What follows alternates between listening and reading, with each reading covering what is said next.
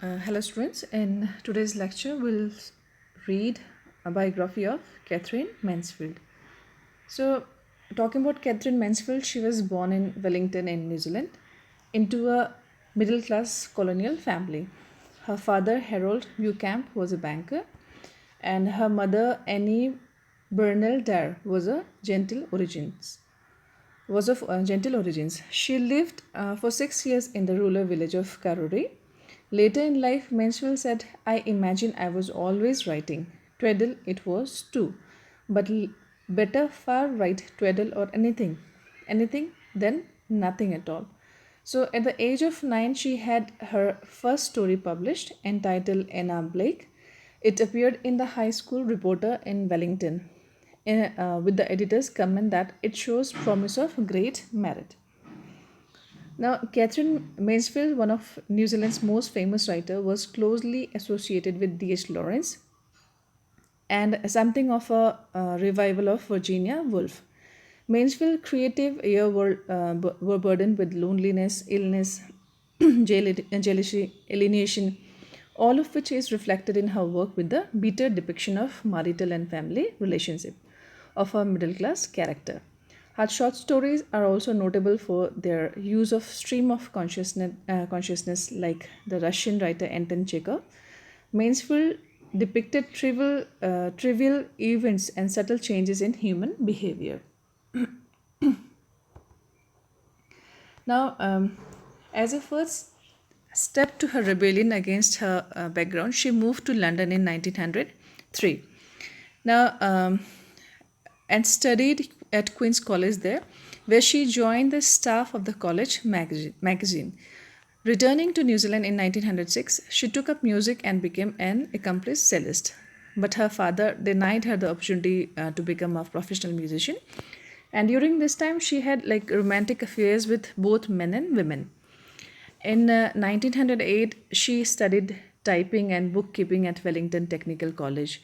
So, her lifelong friend Ida Baker, known as LM or Leslie Moore in her diary and correspondence, persuaded Mansfield's father to allow Catherine to move back to England with an allowance of £100 a year. So, there she devoted her life or herself to writing. Mansfield never visited New Zealand again. And after an unhappy marriage in 1909 to George Brown, whom she left a few days after the wedding, Mansfield toured for a while as an extra in opera. Before the marriage, she had an affair with Garnet Trowell. He was also a musician, and she became pregnant with him. So, in Bavaria, where Mansfield spent some time, she suffered a miscarriage.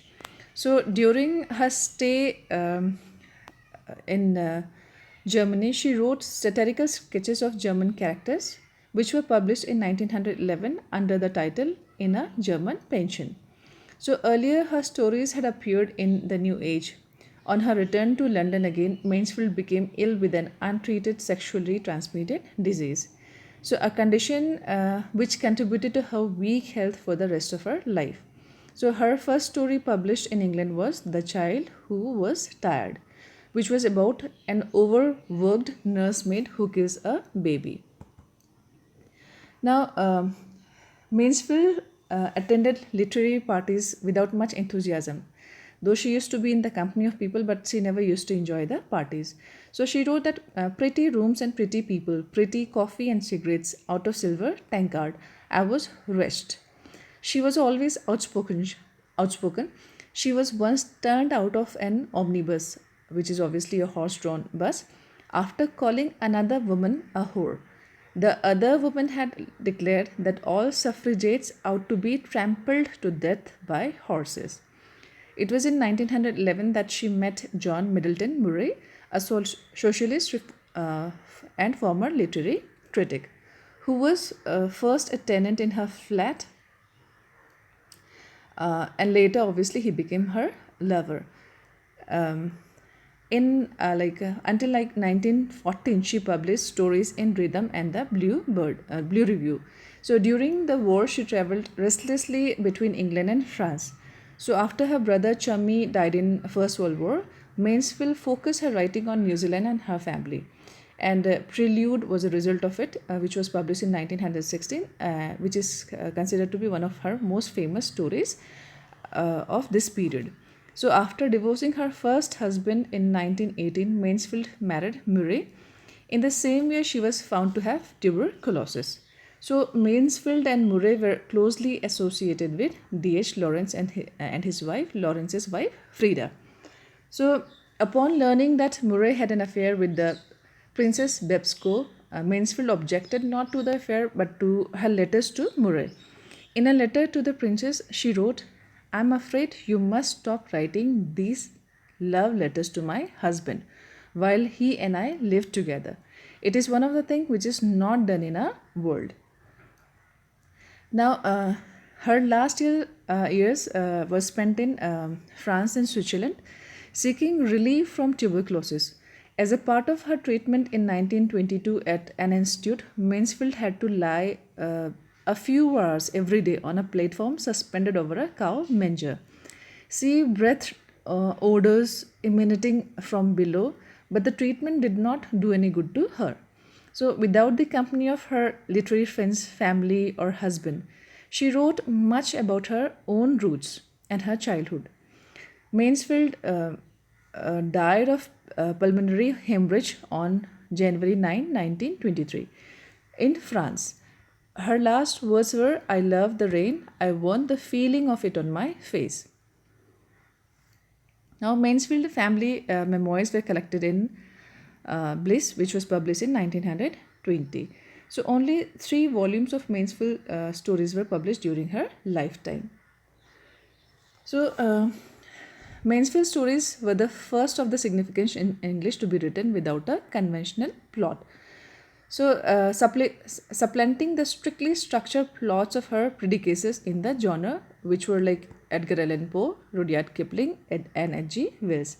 So, Mansfield concentrated on one moment, a crisis or a taunting point, rather than on a sequence of events. The plot is secondary to the mood and the character of Mansfield.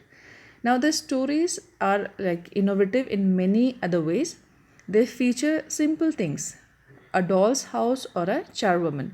So her imagery frequently from nature, flowers, veins, and colors set the scene with which readers can identify easily. So themes too are universal, like human isolation, the questioning of traditional roles of men and women in society, the conflict between love and disillusionment, idealism and reality, beauty and ugliness, joy and suffering, and the inevitability of these paradoxes. So, oblique narration, we can say, that is influenced by Chekhov but certainly developed by Mansfield, includes the use of symbolism in the doll's house, lamp, the fly, poetry, hinting at the hidden layers of meaning. Suggestions and implication replace direct details. Now, Mansfield was greatly influenced by Chekhov, sharing his warm humanity and attention to small details of human behavior. Her influence on the development of the modern short story was also notable. So, among her literary friends were Aldous Huxley, Virginia Woolf, who considered her overpraised, and D.H. Lawrence, who later turned against Murray and her. That is, D.H. Lawrence later turned against her and Murray. So, Mansfield journal, letters, and scrapbook were edited by her husband, who ignored her wish that he should tear up and burn as much as possible. That means Mansfield did not want it to be published. Of the papers she had left behind, so obviously, like overlooking or ignoring her desire to burn them all, he published all the papers that were written by Mansfield. So, Katherine Mansfield is widely considered one of the best short story writers of her period. A number of her works include Miss Brill, Prelude, The Garden Party, The Doll's House, and later works such as The Fly are frequently collected in short stories anthologies. So, Mansfield also proved ahead of her time in her adoration of Russian playwright and short story writer Anton Chekhov. and incorporated some of his themes and technique in her writing, as we have already studied here. So, Catherine Mansfield was a part of New Dawn in English literature with T.S. Eliot, James Joyce, and Virginia Woolf. She was associated with a brilliant group of writers who made the London of the period the center of literary world. So, this was the lecture today. Thank you all.